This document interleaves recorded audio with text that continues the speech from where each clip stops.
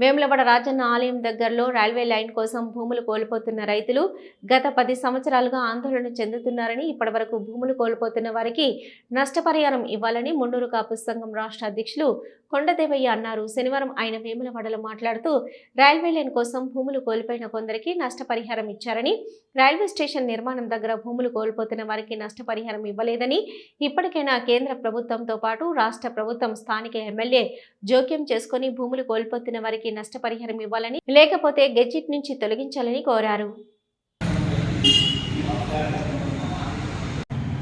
ఈరోజు వేములవాడ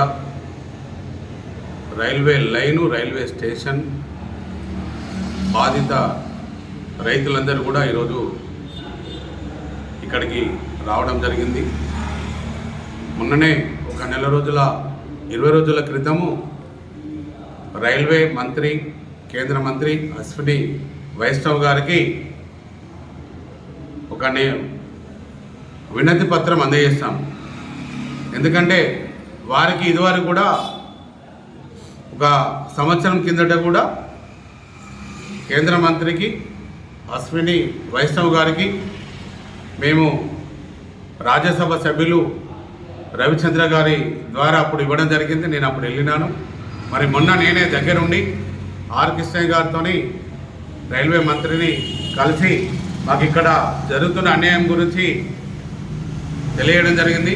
ముఖ్యంగా ఈరోజు రాష్ట్ర ముఖ్యమంత్రి, గౌరవ ముఖ్యమంత్రి శ్రీ రేవంత్ రెడ్డి గారికి, వేములవాడ శాసనసభ్యులు ప్రభుత్వ విప్ ఆర్ శ్రీనివాస్ గారికి, మరి పార్లమెంట్ సభ్యులు కేంద్ర హోంశాఖ సహాయ మంత్రి బండి సంజయ్ గారికి మీ అందరూ కూడా వినతి మేము చేసేది ఏంటంటే, మనవి చేసేది, ముఖ్యమంత్రి కేసీఆర్ గారు వచ్చి బస్టాండ్ అవన్నీ కావాలి డెవలప్ చేస్తామని ఆ రోజు మరి మాకు సరి అయిన న్యాయం చేయకుండా ఒక రైల్వే స్టేషన్ ఒక 5-6 కిలోమీటర్ల దూరం జరిపితే మాకు అందరికీ అన్యాయం జరిగేది కాదు.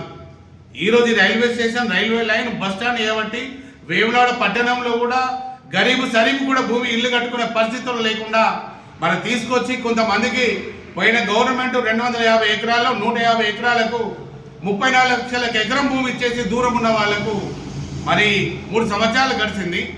మరి ఈరోజు మళ్ళీ బీఆర్ఎస్ ప్రభుత్వం పోయింది, కాంగ్రెస్ ప్రభుత్వం వచ్చింది. మరి 2 సంవత్సరాల నుంచి కూడా ఇదిగో అదిగో మీకు ఇస్తామని చెప్పేసి కూడా ఈరోజు కూడా రైతులను పట్టించుకొని పరిస్థితుల్లో ఈరోజు రాష్ట్ర ప్రభుత్వం ఉంది. ఆ రోజు ముఖ్యమంత్రి గారు ఇక్కడికి వచ్చినప్పుడు 1000 కోట్ల రూపాయలు డెవలప్మెంట్లో పెట్టినప్పుడు మాకు కూడా దీనిలో రైల్వే బాధితులకు డబ్బులు వస్తాయని మేము అనుకున్నాం. కానీ మరి ఇప్పటి వరకు దాన్ని కూసేయలేదు, మాట్లాడమే లేదు. మరి అక్కడ పార్లమెంట్ సభ్యులు బండి సంజయ్ గారు పట్టించుకోరు, ఇక్కడ ఎమ్మెల్యే గారు ఆర్ శ్రీనివాస్ గారు పట్టించుకోరు. మరి మీకు మేము ఓట్లేసి గెలిపించింది ఇక్కడ ఉన్న న్యాయం జరిగేందుకా, లేకపోతే మాకు మీరు పట్టించుకోకుండా ఈరోజు రైతులందరికీ అన్యాయం జరిగి మరి వాళ్ళు ఎన్నో సంవత్సరాల నుంచి అమ్ముకోకుండా కొనకుండా గేజెట్లో బ్లాక్ చేసి ఈరోజు అన్యాయం చేస్తున్నారు. ఈరోజు అయితే 10-15 సంవత్సరాల నుంచి జాగా ఉన్నది, భూమి ఉన్నదంటే కనీసము పిల్లల పెళ్లిళ్ళకో, ఆడపిల్ల పెళ్లిళ్ళకో, చదువులకో, ఇల్లు కట్టుకోవడానికో దీనికో అమ్ముకొని డెవలప్ అయ్యే పరిస్థితుల్లో ఈరోజు రైతులందరూ ఉంటారు. మరి బిజినెస్ చేసుకున్నోడికి డబ్బులు వస్తాయి, ఇప్పుడు డబ్బులు వస్తాయి, వాడు ఆర్థికంగా ఉంటాడు.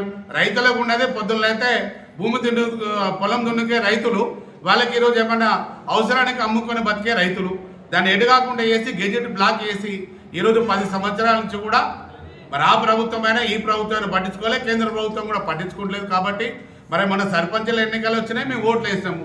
ఇప్పుడు మళ్ళీ మున్సిపల్ ఎన్నికలు వచ్చినాయి, మళ్ళీ ఓట్లు వేస్తాము. మరి ఎప్పుడు మాకు న్యాయం జరిగేది అనేది కూడా ఈరోజు రైతులందరూ దేవన్నా మరి నువ్వు ఎందుకు మాట్లాడతలేవు, నీదే భూమి పోతుంది. దాదాపుగా మా ఫ్యామిలీది 13 ఎకరాల భూమి, 33,000 టేక్ చెట్లు, సుమారు మా ఫ్యామిలీది భూమి 60 కోట్ల రూపాయల ఆస్తిని ఈరోజు రైల్వే స్టేషన్ కోసం ఆ రోజు రాజేశ్వరరావు గారు ఉన్నప్పుడు నేను మాట ఇచ్చాను, ఆ మాట మీద కూడా నేను ఉన్నాను ఇప్పటి వరకు కూడా. మరి నాతో పాటుగా 100 మందికి ఈరోజు అన్యాయం జరుగుతుంది. 100 ఎకరాల భూమి, 2-3 కోట్లు, 4 కోట్ల రూపాయల ఎకరం భూమి ఈరోజు ఇప్పటి వరకు కూడా ఈ రాష్ట్ర ప్రభుత్వం కానీ కేంద్ర ప్రభుత్వం కానీ పట్టించుకునే పరిస్థితులు లేకపోతే ఇంక ఎవరికి చెప్పుకుంటాం మేము అనేది కూడా ఈరోజు తెలియడం జరుగుతుంది. ఈరోజు మరి ప్రభుత్వ విప్ ఆర్ శ్రీనివాస్ గారు మీరు ఏం చేస్తారో తెలియదు, మాకు డబ్బులు ఇస్తారా ఇయ్యరా? ఇయ్యనట్టయితే మాకు మేము ఇవ్వలేము, రాష్ట్ర ప్రభుత్వమే మరి ఇదివరకు డబ్బులు ఇచ్చింది కాబట్టి మీరు ఇవ్వలేనట్టయితే మాకు ఒక ఇవ్వండి, మేము ఇవ్వలేము, కేంద్ర ప్రభుత్వం రైల్వేది లైను స్టేషన్ వాళ్ళే అని చెప్పండి. నేను అక్కడ కేంద్ర ప్రభుత్వం నుంచి వీళ్ళందరినీ ఢిల్లీ తీసుకెళ్ళాలని తీసుకొచ్చుకుంటాను. మరి బండి సంజయ్ గారు 2 సార్లు పార్లమెంట్ సభ్యులుగా మీరున్నారు. మరి ఇప్పటి వరకు కూడా రైల్వేది మీరు పట్టించుకున్నారు. కేంద్రం ఏమనంటే రైల్వేది అంటే రైల్వే స్టేషన్, రైల్వే డిపార్ట్మెంట్ కేంద్రంది. మరి మీరేమంటారు? రాష్ట్ర ప్రభుత్వమే ల్యాండ్ ఇవ్వాలి, వాళ్ళు ఇస్తే మేము ఇక్కడ రైల్వే లైన్ స్టేషన్ కట్టుకుంటామంటారు. సిరిసిల్ల దాకా అయిపోయింది, సిద్దిపేట కొమరేళ్ళు కూడా అన్నీ అయిపోయింది. మీరు ఎలాగోలో వస్తారు, ఎట్లా మా భూములు గుంజుకున్నారు, సర్వే చేశారు, అయిపోయింది. మేము ఒక్కటే ఈరోజు కోరేది, మేము ఎన్నికలలో ఓట్లు వేస్తున్నాము, మిమ్మల్ని అందరినీ గెలిపిస్తున్నాము. కేంద్ర ప్రభుత్వమైనా రాష్ట్ర ప్రభుత్వమైనా కూడా ఈరోజు మీ అందరము ఓట్లేసి గెలిపించడం జరుగుతుంది. మాకు కావాల్సింది మాకు న్యాయం చేయాలి. మీరు డబ్బులు కేంద్ర ప్రభుత్వం కానీ రాష్ట్ర ప్రభుత్వం కానీ డబ్బులు ఇవ్వలేని పరిస్థితిలో ఉంటే మాకు గెజెట్లలో మీరు తీసేయండి. మాకు ఇవ్వకండి, మీరు డబ్బులు ఇవ్వకండి, మా ఆస్తులు తీసుకోవద్దు. మేము ఈరోజు అయితే డిమాండ్ చేస్తున్నాం.